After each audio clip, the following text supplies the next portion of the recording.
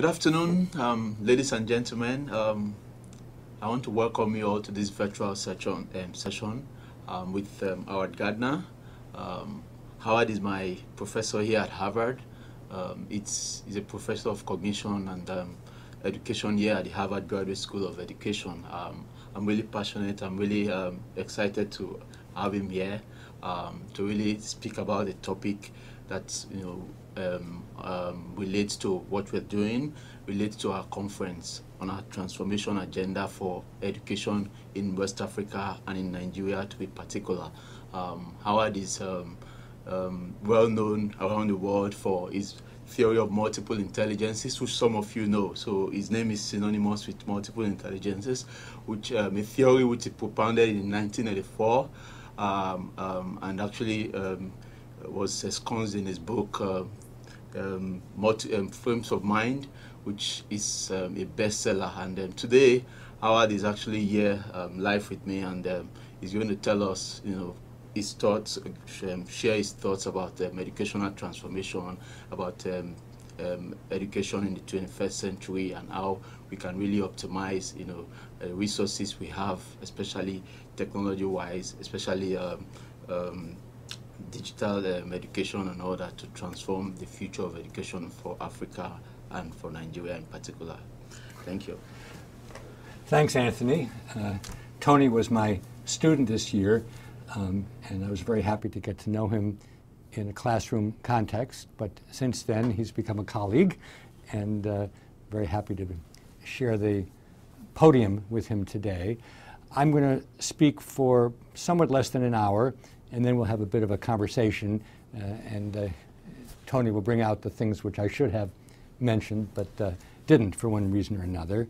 I'm sorry that I can't be with you in person, but one of the wonderful things about technology is it is possible to send a message long distance.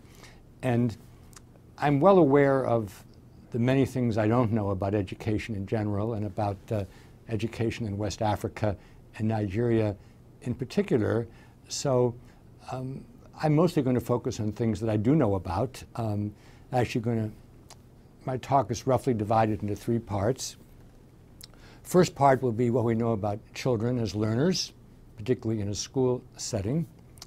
Second part, which Tony alluded to, are the many changes that are going on in the 21st century which will affect how we think about learning, education, knowledge. And then finally, I'm going to make a few suggestions of an educational sort, but I'm going to focus as much on what I think people shouldn't do as on what people should do.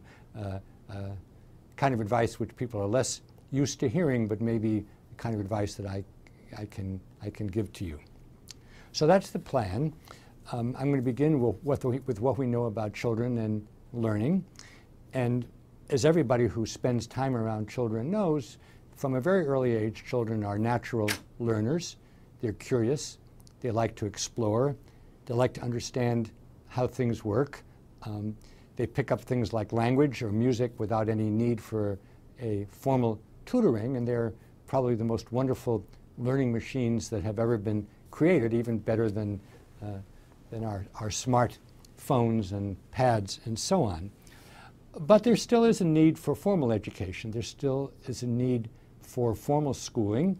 Actually, schooling of a sort began in Africa before anywhere else, what were called bush schools, where young people would sit with an elder, and that elder would be an expert, would have some kind of skills, and the young people would follow what he or she did, probably a he, and learn those skills, and eventually would become apprentices and journeymen and master. But formal schooling, which developed all over the world within thousands, not 10,000s of years, is really basically designed for two educational purposes. One is to help young children become literate, so they can know how to read and write and do basic calculation.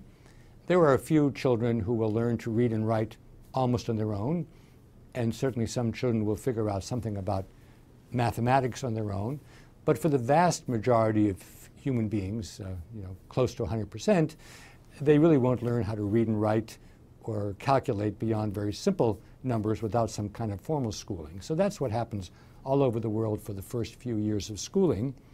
And then, and this is what I've been particularly interested in, you have to master the major ways of thinking that educated people have accomplished. What it means to think scientifically, what it means to think in terms of higher mathematics, algebra, calculus, what it means to think scientifically, to understand the nature of experiments, theory, figuring out how the world works, going beyond common sense. Everybody has a theory of how the world works based on common sense, and sometimes the common sense is correct, but often it's not. And if you look at most of the world, it looks like the world is flat. And so if somebody says, well, the world is really a sphere, it's round, that goes against common sense. And of course, you can tell people that the world is round, and if you reward them enough, they'll repeat it, but that doesn't mean they'll necessarily believe it. I like to tell my story about my son Benjamin. When he was 5 or 6, I said to him, what's the shape of the world? And he said, oh, it's round, it's a sphere. And I said, that's wonderful, Benjamin. You have a very schooled mind. I said, but tell me, Benjamin, where are you? He said, that's easy. I'm on the flat part underneath the sphere. So he had learned, from school or from television. This was before there was Google. He'd learned that the world was round, but that was just something that people told him. He didn't really believe it because he could see, living in a flat terrain, that the world was flat. So to really understand that, for example, things that you can't see can make you sick, germs, viruses, and so on, that's, again, not at all intuitive. And it's only if we go to school for some period of time that we learn to think in a disciplined way, that we learn to think like a scientist or a mathematician or a surveyor or a geometer or a historian or a philosopher. Those are the things that you learn once you go beyond the elementary grades. And I realize, of course, that in Africa, some young people don't get to go to school at all, and many just get the basic literacies. But while the basic literacies are essential, they're not really enough anymore unless you can learn to think in a scientific, mathematical, engineering, philosophical, historical way. You're really not ready to be in the 21st century. As Tony said, my own background is in trying to understand the nature of human intellect, the nature of the human mind and the human brain. And I've spent many years working on that topic. And the groups I worked with were very revealing to me. I worked with children of different ages and children of different talents, particularly children who are very good in an art form, music or dance or drawing or poetry. And I also worked with brain-damaged adults, people who were once fine, but who had the misfortune of suffering a stroke or a tumor, some kind of a mass in their skull, or were some kind of trauma, some kind of an accident. And when people have damage to the brain, it isn't that everything gets worse, it's that some things are selectively damaged and other things are spared. So you could lose language but still be able to find your way around, or you could lose the ability to find your way around but still be able to speak and understand. So this made me suspicious of the notion that intellect was singular. The standard view of intelligence is that it's a single thing. It's how much horsepower you have cognitively. And if you're smart, if you have a high IQ, that's the way we psychologists have measured intelligence, you'll be good in everything. If you have an average IQ, you'd be average in everything. And if you have a low IQ, then you'll be poor in everything. But my own experience working with children and with brain-damaged adults made me very suspicious, very skeptical about that claim.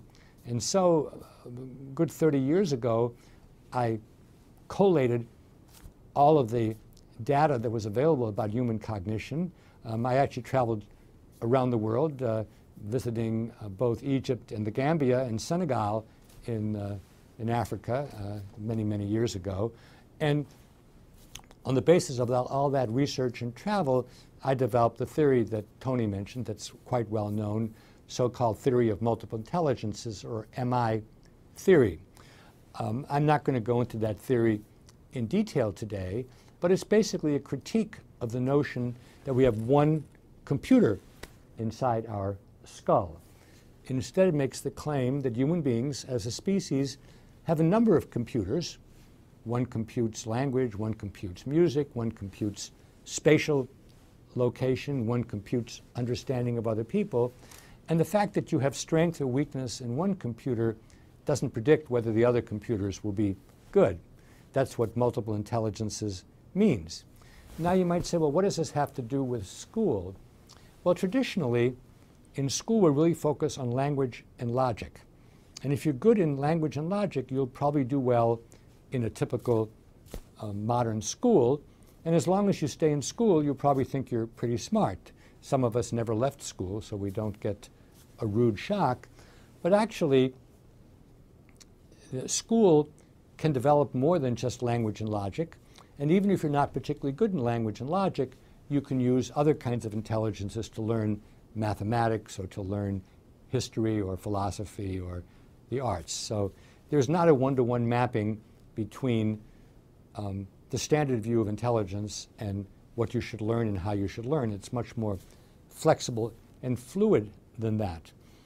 And in fact, I developed the theory of multiple intelligences a while ago, and I developed that as a psychologist, and I was very surprised that the principal group that was interested in this theory was educators.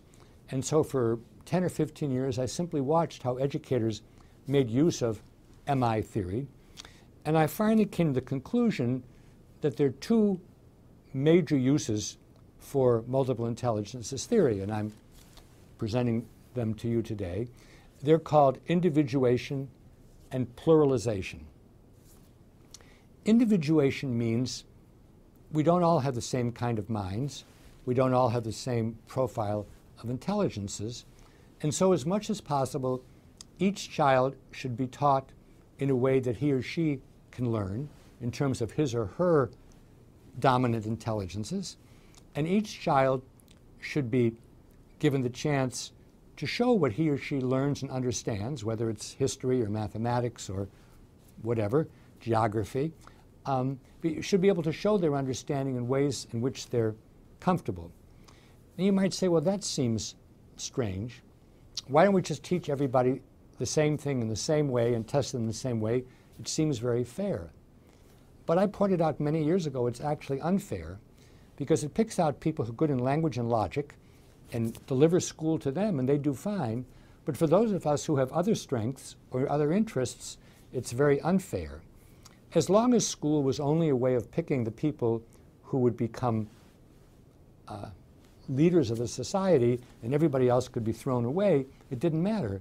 But now all over the world, whether you're in Nigeria or Korea or Brazil, we need to educate everybody.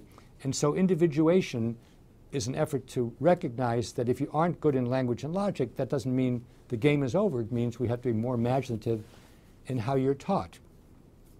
Now, until recently, you could say, well, that's fine, Howard, but what do you do when you have 30 or 40 or 50 people in a class? How can you individuate? And it's true, in the past, it was only people who were quite wealthy who could have individual education. But now, thanks to smartphones or pads or other devices like that, the possibility of individuating education everywhere is greater than ever before. So we're very lucky to live in a time when you can teach people things in ways in which they can learn. That's a wonderful statement about the 21st century. So that's individuation. Pluralization is something you could have done at any time in human history, but most people never did it. When you pluralize, you take something that's important and you teach it in lots of ways. It means you can't teach everything, but we realize that. It's not possible to teach everything. So you need to decide what's really important. Let's say in mathematics is understanding what zero is. Let's say in biology it's understanding the theory of evolution. Let's say it's in history, it's understanding the nature of revolution and the formation of states, of nations. If you pluralize, you don't just teach it in words. You teach it in pictures, in drama, in movies, in works of art. There are many, many ways to present important information, and there are many ways to show what it is that you've understood. And the wonderful thing about pluralization is not only do you reach more people, because some learn better from humor, some learn better from works of music, some learn better from drawings, some learn better from hands-on, some learn better from debate. So you reach more people, but you also show what it's like really to understand something. Because if you really understand something well, your family, your community, your hobby, your work, you aren't restricted to just explaining it one way. You can show it to people, you can act it out, you can talk about it, you can draw it, you can joke about it, you can debate about it. There are lots of different ways to present it. So to summarize this work about intelligence, we don't all have the same kind of mind. That makes education more difficult. If everybody's mind was the same, it would be easier. But if we individualize education, try to figure out how people learn and try to present materials in ways in which they can learn, and if we pluralize and decide what's important and teach it in lots of ways, we really reach more children. And today, we can't afford to throw away vast amounts of individuals just because they don't have a standard, typical high IQ. We have to figure out what's the way in which to educate masses of people, and I'm sure that's true in your country just like it is in mine. So that's what I want to say about children and learning. The second part of my talk is about changes in the world. As you can probably tell, I'm not a youngster. In fact, I'm soon going to be going into my 8th decade. Soon will be 70. And the world that I live in is very, very different from the world that I grew up in. And all of you are somewhere in between where I am and where your students are. Your students are completely 21st century creatures. They live in a world that's globalized. We send money, we send fashions, we send movies. Nigeria is a great movie place. We send foods, we send ideas, we send people. The 4th or 5th largest country in the world is the country of immigrants. Immigrants to and from all the major societies. Globalization is something which everybody is touched by, and everybody who lives in the 21st century needs to understand something about the connectedness, both literally and virtually, digitally. That's the second thing about the 21st century. When I was growing up, there were a few computers in the world. They used them to figure out who was going to get elected president and who was going to win a soccer match. But other than that, people didn't have computers. Now, of course, computers are everywhere. Smart devices are everywhere. Pads are coming everywhere. And much of knowledge today is virtual. Much of learning will take place by distance. And the technology of our time was unimaginable even 50 years ago. So globalization is the first big difference. The digital world is the second big difference. The third one is the biological revolution. You might say, well, why the biological revolution? And that's because 50 years ago, the discipline that was important for education was psychology. But more and more now it's becoming biology. It's understanding the nervous system, the brain, how it works, how it learns, how flexible or plastic the brain is, and also genetics, because people come to school with very different strengths, and some of those have to do with their genes. Mozart had better musical genes than most of us, and Shakespeare had better language genes than most of us, and runners in Ethiopia presumably have better bodily kinesthetic genes than most of the rest of us. And of course, people have singular kinds of problems. This was not understood even 50 years ago, but we know now about dyslexia, difficulty in learning how to read languages with scripts. We know about dysgraphia, difficulty in writing. We know about dyscalculia, difficulty in calculation. We know about people who lack social intelligence or emotional intelligence. In my terms, inter and intrapersonal intelligence. And the earlier we can diagnose those problems, the more likely it is that we can come up with educational interventions which help people who have an isolated problem with language or calculation or spatial or musical capacities. And I suspect that in many parts of Africa, you don't yet have people who are expert in diagnosing these problems. But with the advent of gene technology and brain technology, brain imaging techniques, within our lifetime, and certainly within your lifetime, we will find ways to diagnose people who are at risk or at promise for learning problems, and we will try to intervene and to help them. There's no question that if you know very early on that a child will have problems learning to read because of language problems, you can intervene, and there'll be different ways to intervene depending on where the language problem inheres. So, globalization, the digital revolution, the biological revolution, and a fourth one, lifelong learning. My grandparents grew up in the last century. At that time, many people didn't go to school at all, and most people went just for a few years.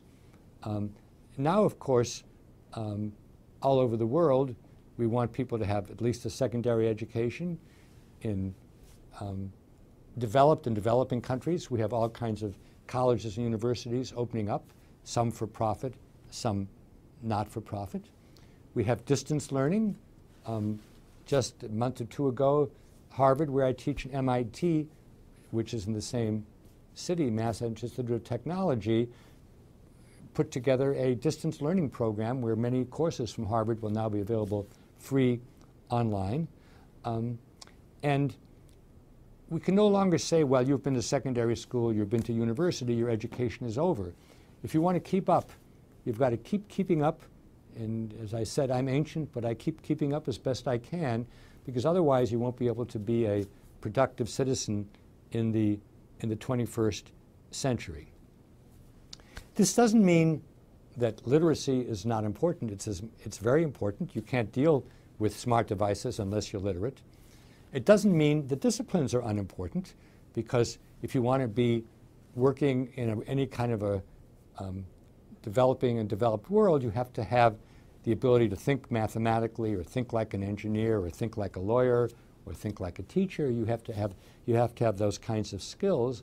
And just to make it even more complicated, a lot of work now is interdisciplinary.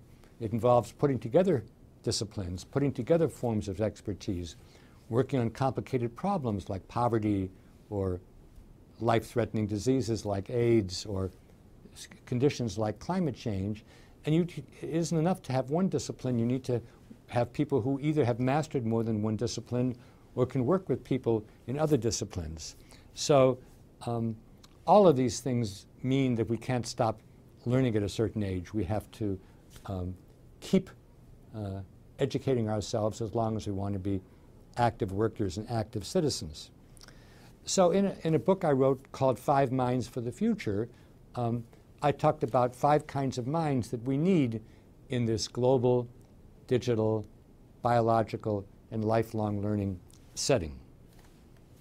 One of them I've already mentioned. It's mastering disciplines, because unless you have some form of expertise, increasingly you will be replaced by computers, by different kinds of automation. And so it's very, very important to become an expert in something. And to do that, you have to work regularly at things and get better. That's something your grandparents knew, but disciplines become more complicated. And to keep up, I happen to be trained in social science, but social science is very different than it was 50 years ago. Unless I keep up with techniques and theories, I become ancient history. And I think that's true whether you're in engineering, whether you're in medicine. Indeed, in every profession, one has to keep up with the nature of knowledge. The second kind of mind is the synthesizing mind. All of us now are inundated with information. The World Wide Web, the internet, from sources, search engines like Google or Yahoo. And you have to be able to make sense of that information, and that requires the capacity to synthesize. And that means that you don't simply take lots of stuff in. You figure out what's useful, how can I put it together in a way that would make sense to me. And if you're in education, part of the challenge is to synthesize things so you can transmit them to other people. Murray Gell-Mann, who's a world-famous physicist, said in the 21st century, the mind that can synthesize, that can figure out how to put information together and make it useful will be the most important mind. And I think he had a very intriguing point. The third kind of mind is the creative mind, the innovative mind, the mind that can come up with something new, something which isn't just repeating what other people have said. And again, a couple hundred years ago, if people were innovative, they would get punished. Maybe they'd even get killed. But now, the impetus in everybody is not simply to transmit received knowledge, but try to come up with new questions, new inventions, new approaches. And it's what we call out-of-the-box thinking. But I pointed out in my writings that you can't think outside the box unless you have a box. And the box is your discipline and your synthesis. So if you want to do something new in any field, you have to master the relevant disciplines, and you have to synthesize what's been done before. Otherwise, you're just likely to repeat yourself or repeat other people, and that's no longer something that's valid. So the first three kinds of minds, disciplined, synthesizing, and creating, are very cognitive. They have to do with thinking, with the intelligences, what I've been talking about until now. But the other two kinds of minds, which I've been studying in recent years, and Tony took a course with me on this topic, are the respectful mind and the ethical mind. The respectful mind is one that's pretty easy to describe, though it's not necessarily easy to implement. And respectful means that you treat other people as individuals who you want to get to know, to understand, to work together with. And of course, there's a lot of dislike of people who look different from one another, a lot of racism, a lot of xenophobia. And at a time when the world is global, if we don't respect one another, we immediately get into big trouble. And kids don't respect others because they're told to. They respect others if they've seen that they live in a respectful environment. And that's what we would hope would be happening in school, in homes, in the neighborhood. You have to set the respect register at a very high and positive level. The fifth kind of mind is the ethical mind. And the ethical mind is the mind that doesn't simply ask for rights, but rather for responsibilities in whatever kind of work you do, whether you're a teacher, a nurse, a social worker, a lawyer, an engineer, an architect, a performer. It's fine to ask what your rights are, but you also need to ask what are your responsibilities.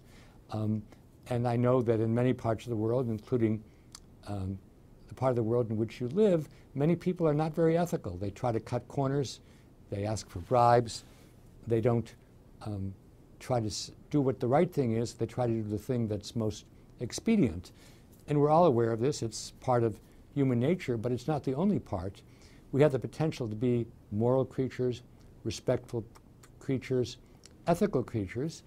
And while it would be nice to think that this happens at home or through religion, everything I know is that school is a very, very powerful treatment. And if the school environment is a respectful and ethical environment, you're giving young people an enormous boost compared to the way it would be if the school were a disrespectful environment, or one where people cheated or mistreated one another, or where teachers were not responsible. Because if teachers are not responsible, then students are not going to be responsible either. So these five minds are a tall order. The three cognitive minds, the disciplined, the synthesizing, and the ethical mind, and the two minds having to do with relationship to other people. The respectful mind, how do you deal with people around you, your peers, your students, your managers, and the ethical mind, how do you carry out your role in a responsible way. And they even become more complicated because of the digital world, because we don't only have relations with people whom we know face to face, we have relationships with people whom we may not know at all, or who we know principally online. In my country, there's a lot of cyberbullying, where young people mistreat one another online, and that's a very bad thing. And it used to be if you were bullied at school, you could go home and then you'd be free of that bullying until the next day. But now with social networks like Facebook and communication channels like Twitter, that bullying can occur all the time. So the way we deal with other people is being changed by the digital world. And the digital world has wonderful cognitive hope, mastering disciplines through distance learning, having search engines which give us lots of information, making it easier to create with other people and be innovative. So in many ways, the digital world can be helpful cognitively, but only if you are a master of it. If you don't know how to use it intelligently, you can be very prey to prejudice, to echo chambers where you just talk to people who think the way you do and don't get expanded in any way, or as I say, not checking out whether sources which are easily available are accurate, because lots of things that are on the internet are not accurate at all. They're just somebody shooting off their mouth. So I've talked some about children learning, how we school the unschooled mind, how we deal with human intelligences through individuation and pluralization. I've talked some about the world that's different now, the world of globalization and digital revolution, biological revolution, lifelong learning, and about how that impacts our cognitive development in terms of disciplines, synthesizing, and innovation, creativity, and how it impacts the way we deal with other people, those people who are near us and people whom we may know primarily through the digital interface. So the final thing I want to talk about is what to do. Now, you probably have people who are going to be speaking to you to say, use such and such a program, use it in this way, and everything's going to be fine. Believe me, if that was easy, if it was that easy, we wouldn't need to have educational conferences. The educational terrain is changing very quickly. What works in one place may not work in another. For 30 years, I've been going to a wonderful set of schools in northern Italy, a city called Reggio Emilia, a small city. They have schools that are admired all over the world, schools for young kids. And many people are inspired by Reggio, but you just can't go to Italy and move everything to Nigeria or to Norway or to New Zealand. Doesn't work that way. So one of the words of advice is, if you find programs or curricula or ways of teaching or software or hardware which looks like it might be useful for you, try it out, but try to try it out in your context, given who the children are or the adults are that you're working with, given the parents that are there, given the skills of your teachers, given the hardware or software, which could range from nothing to things that are very modern. But you can't simply take something from one place and move it to another. It doesn't work that way. The two educational systems which are most admired are Finland and Singapore. And that's interesting because Finland and Singapore have very different kinds of governments and very different kinds of educational philosophies. But there's one thing that's very important. There are two things that are very important about those countries. Number one is that the teachers are highly professional. That means the teachers are well-trained, knowledgeable, and given a lot of flexibility about how they do things. They're treated as professionals. The other thing is that both countries are relatively flat. I don't mean there are no hills or mountains there. What I mean is, whether you're in a rather wealthy area or a very poor area, the schools are pretty much the same. And the teachers are expected to educate the students whether or not they come from homes which are well-resourced. So if you go to America or to England, and I'm quite sure it would be true in West Africa as well, you see some schools which have a huge amount of resources and very highly trained teachers. Often they're independent private schools. And then you see schools for the masses which have teachers who aren't well prepared, poor resources, leaking facilities, and so on. And if you want to have a good educational system, you can't have that huge disparity. You have to work very hard to make it more equal. And that's difficult to do. I don't have to tell anybody who's watching this video. But it's interesting to know those countries are quite flat and highly professionalized. I said I was going to tell you what not to do. And here I hope you'll take this with a bit of a grain of salt. Don't imitate the United States and don't imitate England. Don't imitate Great Britain. Don't imitate the United States. A scholar from Finland named Pasi Sahlberg has critiqued the Anglo-American approach, which he calls the germ theory. Germ is not meant to be positive. Germ is global education resource management. And what both the UK and the US have been doing for 20 years is to create high-stake tests, test kids, and they don't do well, test them more, make very clear rewards and punishments for teachers as well as students based on their score on these tests, which often distort the curriculum, driving things like the arts and philosophy and history and even science out of the curriculum because it's not as easy to test as reading as mathematics. And you know, the school systems in England and the United States have not gotten better in the last 20 years. Finland went from being completely mediocre to being terrific. Singapore didn't even exist 50 years ago, and they were drowning kids in Singapore 50 years ago.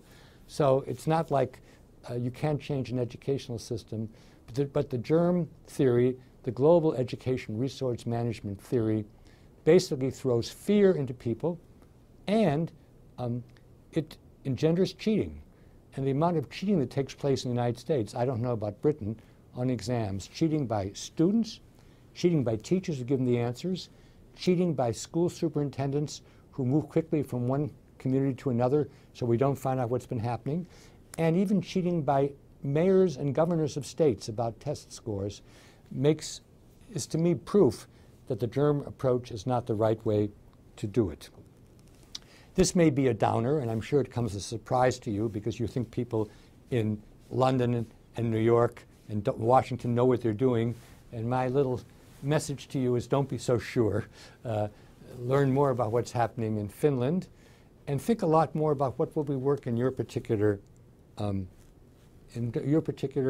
district, your particular province or county, your particular country. I'm about to turn it over to Tony for a bit of conversation, but I want to leave you with two thoughts. The most important thing you can do as an educator is to excite kids about learning, because long after they're out of formal schooling, they still need to want to learn and to be able to learn. And I can tell you, having had students from Finland and Singapore, they're terrific in that way. And they don't have to come from wealth. I mean, there's students from the United States and England who are terrific, but they typically come from very well-resourced backgrounds. But because of the flat nature, it matters much less in Finland and Singapore how many resources you bring to school than it does in places like the United States and Britain, and I am quite sure that's true in Nigeria as well. So creating that desire to learn throughout life is the greatest gift that you can give to kids. Of course, they need to have the skills, and that's where disciplines and literacies come in, and they're not easy to inculcate, but we know a lot about how to do that. The other thing is that being in education is not easy. It was never easy, and certainly not easy in the 21st century with all of these quick changes and challenges. But in many ways, it's the most noble profession, because Henry Adams, a famous writer, a historian in the United States, said a century ago, a teacher affects eternity. He or she never knows when that influence ends. And so, just as it takes a village to educate a child, a phrase that we all know from Africa, a teacher is somebody whose influence can go on, and we hope that you will take heart from that and make it go on in a positive way. So thank you very much for listening to this, I guess, somewhat rambling but far-reaching talk. I have written a lot about multiple intelligences and the minds for the future, so there are books that you can get about that. And now for a few minutes, Tony and I will have a conversation. Thank you, Professor Gardner. That was a really inspiring, incisive, and of course, very revealing session. I never knew, I shouldn't imitate the United States and Great Britain. But I think coming from you, I don't know, maybe I should start rethinking my paradigms, because one of my reasons for coming to the United States is, I felt, or I think, I would actually get, to model systems from here, which I can take back to Africa. But, coming from you, I think it's something. Well, Tony, I did say you should take this with a bit of a grain of salt. Yeah. I think there are things to be learned from every country. Yeah. And really, as a consumer of a new country, you should think about which things could be transported. I have a friend of mine from England who knows I'm very critical of America, and she said, I agree with your criticism, but America is a can-do kind of place. And if people decide to do something, they'll do it. That's something you can take from here. Some other countries are not that much that way. But I guess my point really was, don't assume we've worked things out. You work in the Boston public school system. That's probably one of the 2 or 3 best urban school systems in the country, but it's still got a lot of problems. Yeah. Okay, so bouncing off of that, so you mentioned Finland and Singapore, and of course the fact that they actually model systems based on the fact that equity is a very key part of the system. Everyone that comes through the door of a classroom deserves, and of course should be educated in those countries, and that's actually a common knowledge. And the second thing he talked about is they have a highly trained and professional workforce. In fact, a friend of mine who teaches in Singapore told me they actually employ the best of the workforce. They get from every graduate class, the top 10%. That's where they recruit their teachers from. And of course, what do you expect at the end of the day? You expect a system that reflects the quality of the teachers. So my question is, these 2 countries you mentioned are actually small countries, and in terms of size, I know, comparing them to countries like Nigeria, like the United States, like Great Britain, I don't know. Would you say it's apple to apple when it comes to scaling out or trying to imitate or model what these 2 systems are doing? Because for us in Nigeria, our main goal now is we're trying to figure out, what do we need to do first in terms of trying to change our system. So if we're going to model these 2 systems, Singapore, Finland, or try to learn 1 or 2 things from them, how are we sure that it's not a function of size that is making them, progress and do better than the rest of us? Yeah. No, I think anybody who thinks about it would realize that the relative smallness in terms of population makes it easier. Makes it easier to think about. But of course, Canada is also doing a very good job, and it's a vast country, and it's much more populous. And in many ways, Germany is doing a good job. Germany has a much more differentiated system. In the United States, sort of everybody thinks about going to college, whether they do or not, and whether they're prepared or not. In Germany and in Northern Europe, you often siphon off into vocational trades. And Germany and Northern Europe, of course, are doing much better than France and Southern Europe, economically as well as in terms of employment. So I think that the size is something to keep in mind, but it's not a killer. And of course, in every country, the units with which you work are things where there's flexibility. In Germany, I understand everything is done at the state level, and probably some of those states are no bigger than Finland or Singapore. I don't have the facts at my fingertips. And Canada is so vast that what goes on in Ontario is not the same as what goes on in British Columbia. And Nigeria is very big too. So you don't have to think in terms of a population of 50 million kids. You can think of a population of 20 areas where they have maybe 1 or 2 million. When you get to the big city like Lagos, then of course you're going to have to think what works there as well. And I imagine you probably have a pouring into the cities, and that of course makes things much more complicated because you have a very variegated population. As I think you know, I went to India for the first time this year. India, of course, makes Nigeria look very underpopulated. And there's a huge amount of experimentation going on in India. You go down a street and you might find 5 or 10 different educational emporiums, you know, with their own names. Half of them are Cambridge or Harvard. You know, nobody sues them.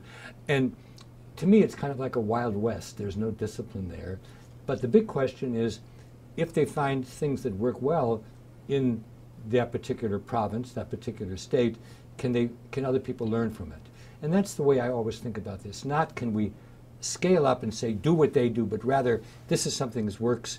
Come look at it, see what you can learn from it. And that may be much easier with distance learning. I don't know to what extent that's present in the cities. I mean, do you have broadband capabilities so that people can, you know, visit? Yeah, we do. Yeah. We do, but I think the broadband is not as I would say efficient yet. So we are not there yet. But we are trying to see how we can benefit from online learning and all that, and it's something that we are making good progress. So just to touch on another aspect of your talk, in terms of like trying to scale out. At the end of the day, it all depends on leadership.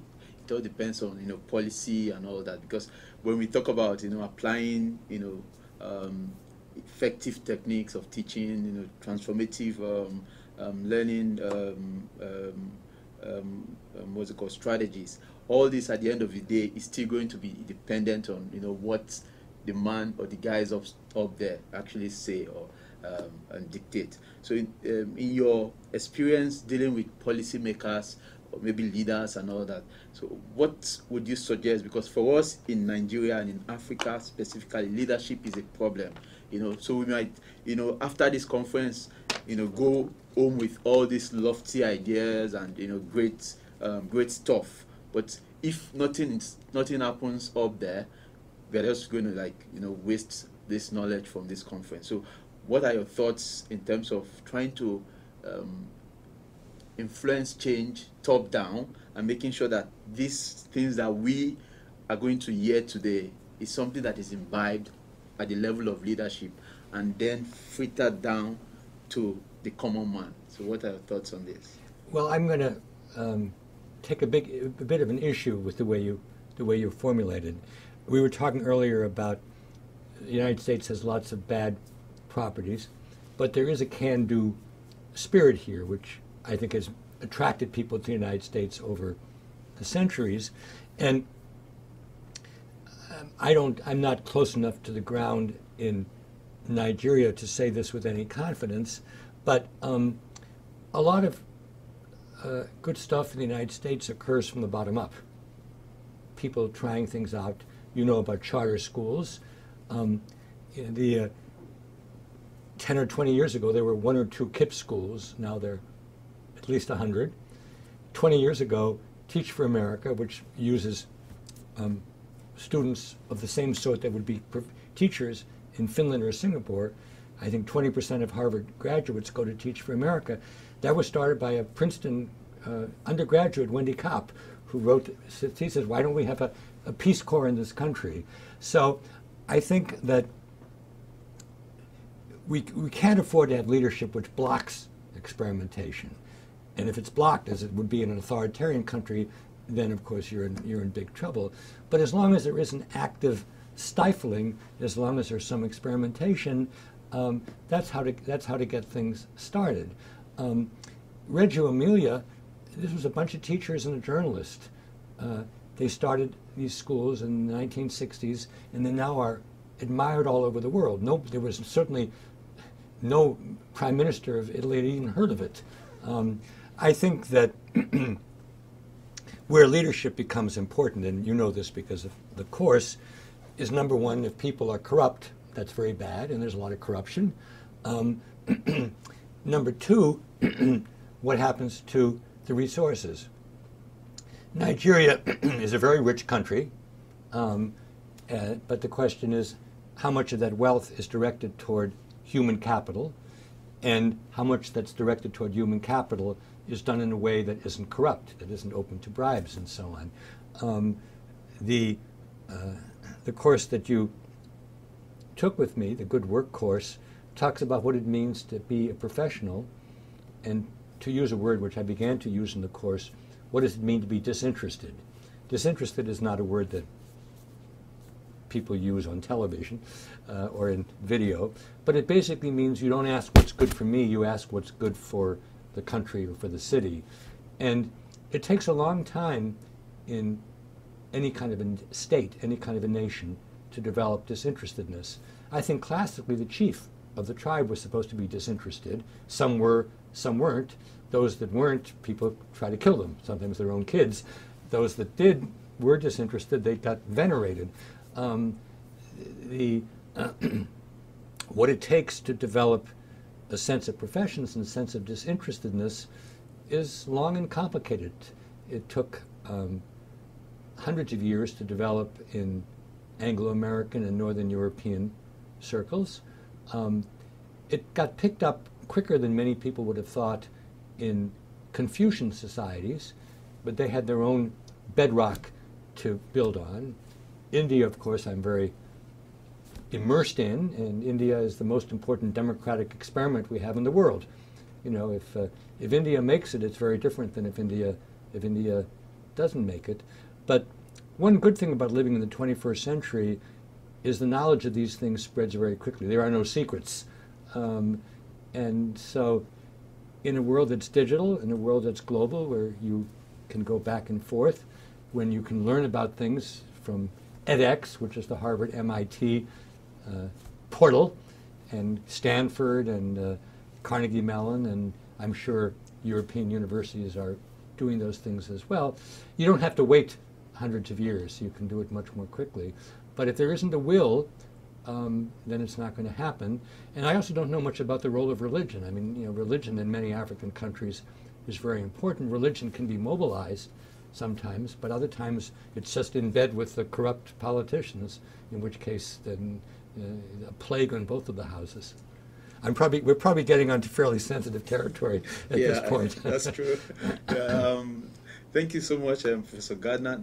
Just one last question, and that will be by way of final thoughts from you. You know, and I would want you to, you know, contextualize a bit in terms of the given the fact that, you know, we are in Nigeria, and we know the challenges, you know, of, you know, being in a developing country like Nigeria. So in the light of all what you've discussed, so what would you, you know, say are the, you know, major takeaways, you know, for us, you know, as policymakers, for us as teachers, for us as educational consultants who are here in this conference? So going forward into the future, because one of the key reasons for having this conference is to really set priorities, articulate, you know, a clear vision for the future of education. So what would be your final thoughts, especially given the fact that Nigeria is Nigeria and it is situated where it is?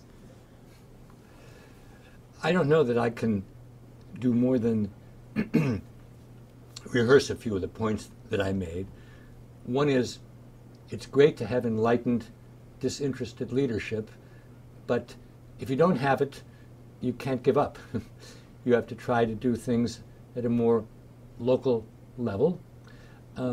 If my experience in the United States is any guide, when something very good is happening, when kids are excited about learning, when they come home and they want to study, they want to learn about new things, they want to explore nature, they want to, you know, play with a bottle of water or play with a pad, not just a game, but learn new things, that word spreads very quickly.